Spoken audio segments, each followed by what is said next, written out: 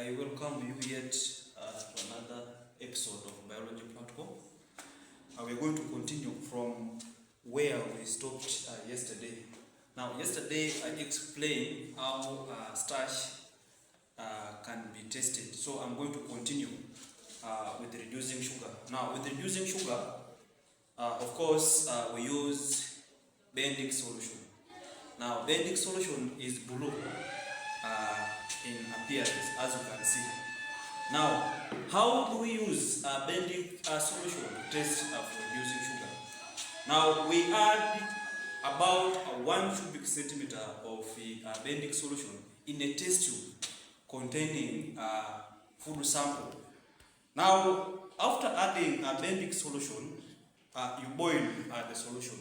Now, on boiling, you are going to observe color change, that is from blue to green, then from green to yellow, and sometimes it even goes to brown. Now, if you are boiling and the color stops at green, that one shows little amount of reducing sugar.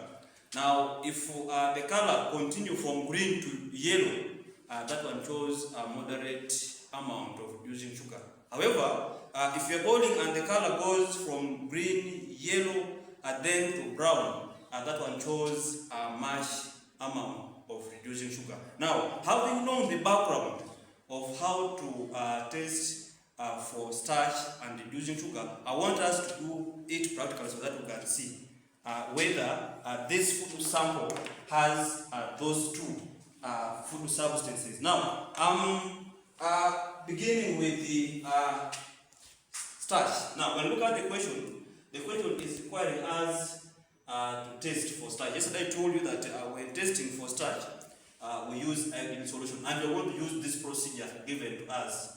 Then after that, we can also test reducing sugar. Which reducing sugar, we're going to use Bendix solution. So I want us to begin with the starch. So what we're going to do, we're going to get our test tube.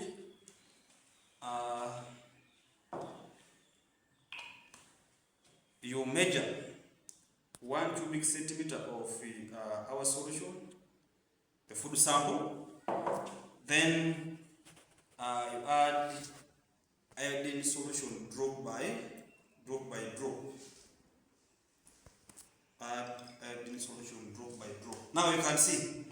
Now as you look at the color, it is blue-black. And yesterday I told you that when a starch is present in a given food sample, the color will go to blue-black. That one indicates presence of starch. Now, what we do when we are writing the answer, we start by writing the state of food sample. Now, when you look at the food sample, it is white in appearance, but with some white particles. So we term that one to be white suspension or turbid solution. So we want to say turbid solution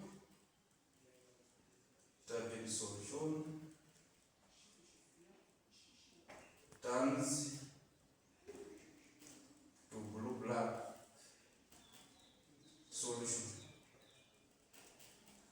Yeah, that is our observation. Turbid solution turns to blue-black solution. Now, if you don't want to use the word turbid, you can also use white suspension. Someone can say white suspension turns to blue-black solution. So that one indicates presence of starch. So you write under your introduction that starch present.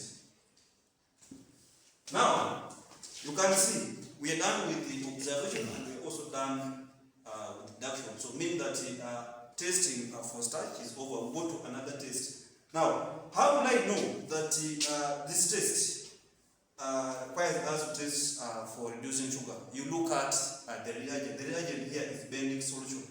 So we test for reducing sugar using Bendix solution. So we are going to follow the same procedure that is here in the table. We get our test tube.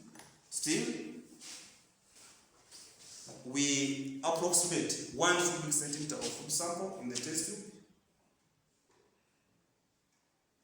After that, you also estimate 1 cubic centimeter of Bendix solution. until it is blue. Then after that, you are going to boil. You are going to boil. Now I told you, when you are boiling,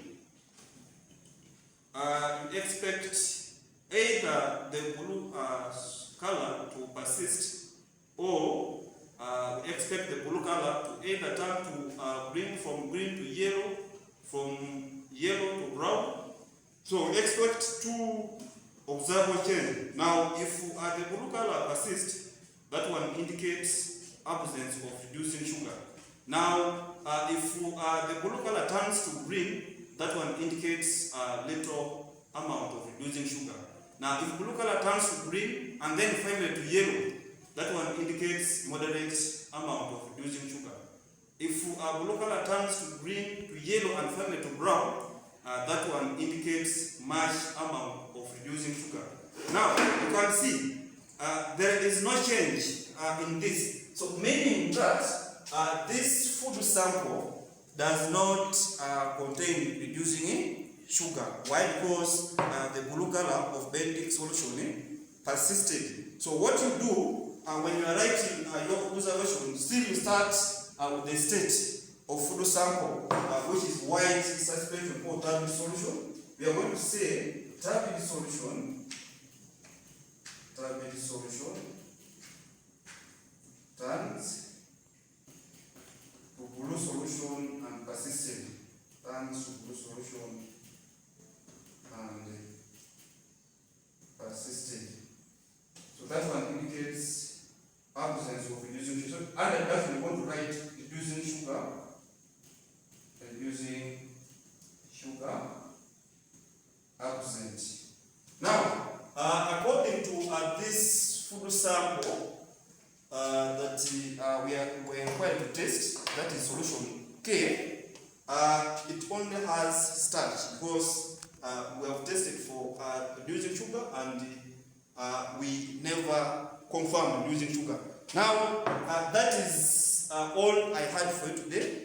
Then maybe later or next time we shall be able to look at other food substances. I wish you a nice time.